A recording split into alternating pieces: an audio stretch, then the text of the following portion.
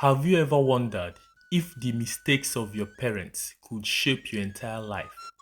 I never believed it could until I found myself neck deep in the consequences of my father's decisions.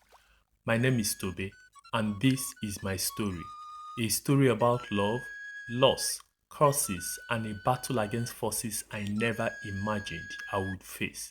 I grew up in the village of Njakanze.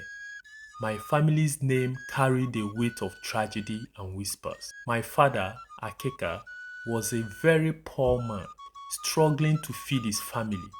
Desperate for wealth and to escape the shame of poverty, he sought out a witch doctor, who in turn invoked a powerful river goddess.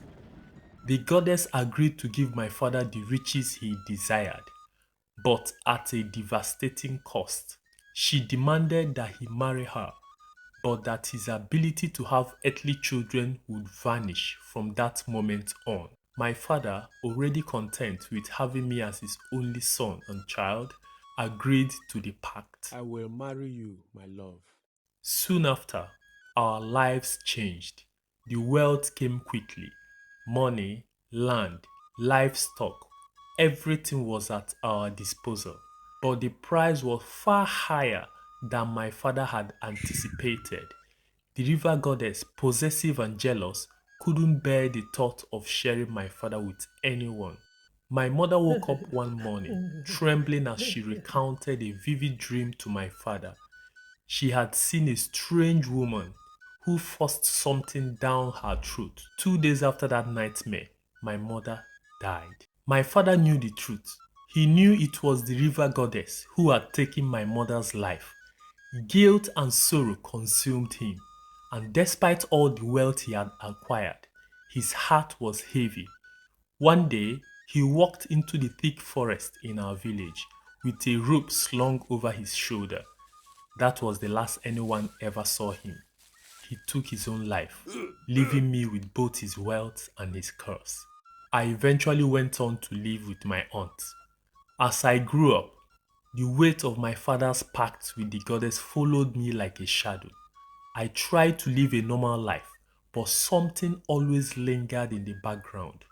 I got married twice, hoping for love and a family. But both times, my wives passed away after just 2 years of marriage, and both of them died childless.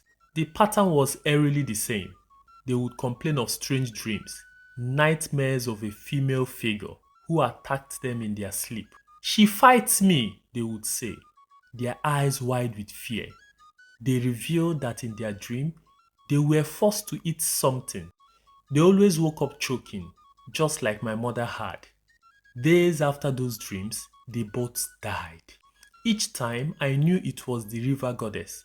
Each time I blamed myself for not telling them about my family's curse. I feared that if they knew, they would never have agreed to marry me.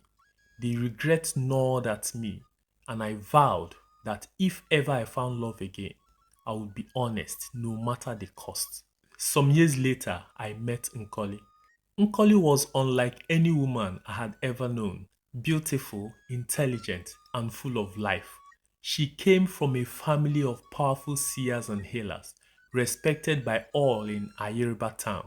Her mother and aunt were renowned for their spiritual gifts, especially her aunt, Chude. Many suitors sought her hand in marriage, but Nkoli, determined to marry someone educated and from the city, had turned them all down. When I met her, I was drawn to her energy, and to my surprise, she was drawn to me too. As we got to know each other, Nkoli saw something in me that I didn't even see in myself. I thought I was just someone running from a curse, but she saw a man who was hardworking, kind, and intelligent.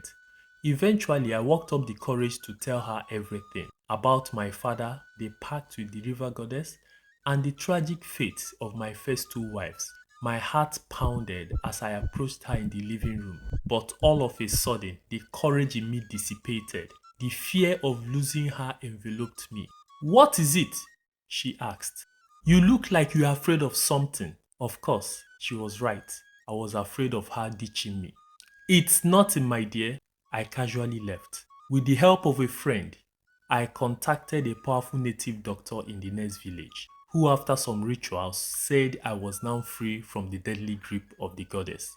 I was glad I didn't tell Nkoli anything. Nkoli took me to her family to introduce me to them.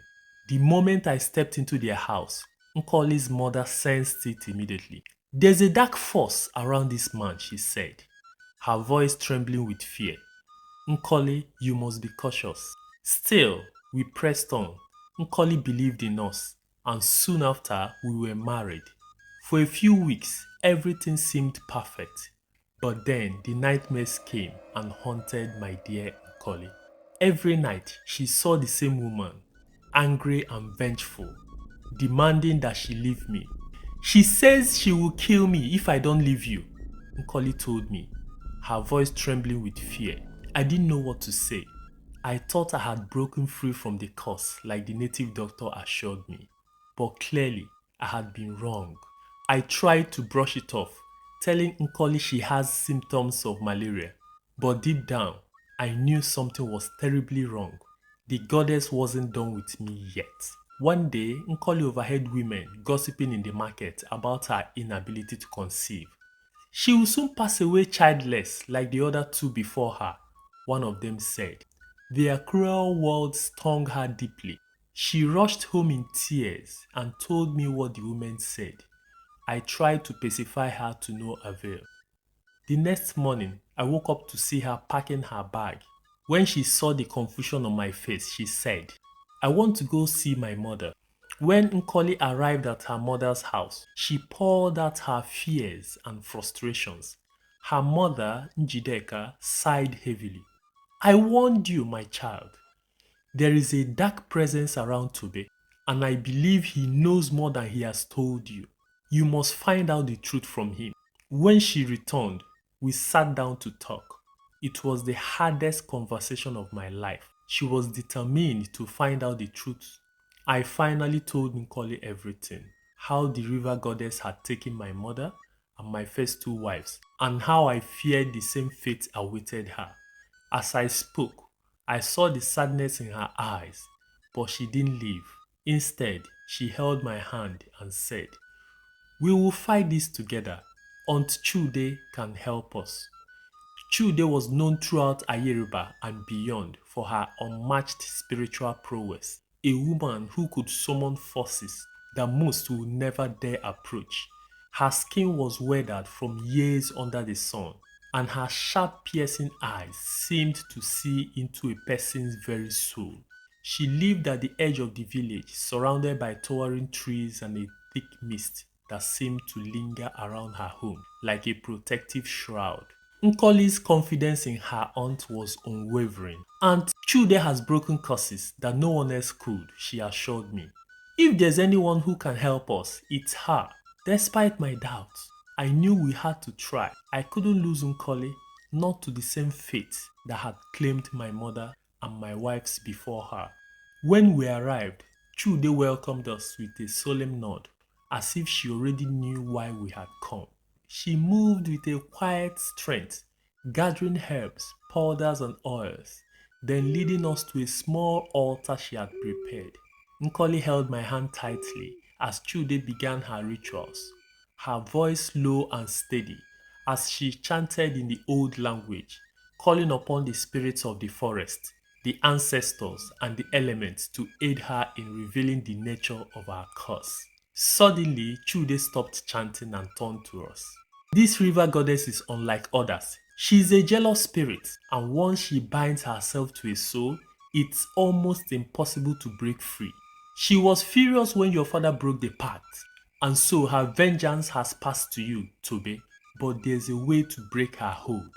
Chude explained that to break my connection with the goddess, we would need help from two powerful native doctors, Ugidigada and Ekanda, known for their strength in confronting the spirits. Only by uniting their forces together could we hope to overcome the goddess. 2 days later, we met at a clearing in the forest, just as the sun began to set. Chude, Ogidigada, and Ekanda began the ritual with powerful chants. their voices rising and falling in harmony with the distant echo of drums. Then I felt a shift. My vision blurred, and suddenly I was no longer in the clearing. I found myself at the river bank, face to face with the goddess. Her appearance was mesmerizing and horrifying all at once. She laughed, a chilling, echoing sound that made my skin crawl. Your father was a fool, she sneered.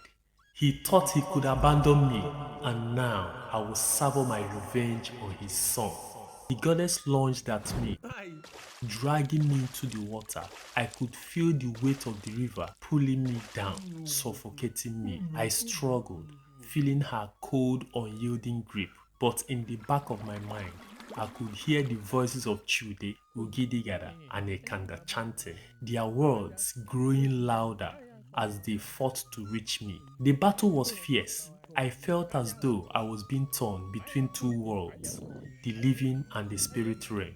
The goddess's fury was relentless, but the power of Chude, Ugidigada, and Ekanda was greater. Their chants became a roar, piercing through the dark waters. I felt a force pulling me away from the goddess, ripping her hold from my soul piece by piece. Her screams echoed in the river, growing weaker until with a final cry, she was cast back into the depths.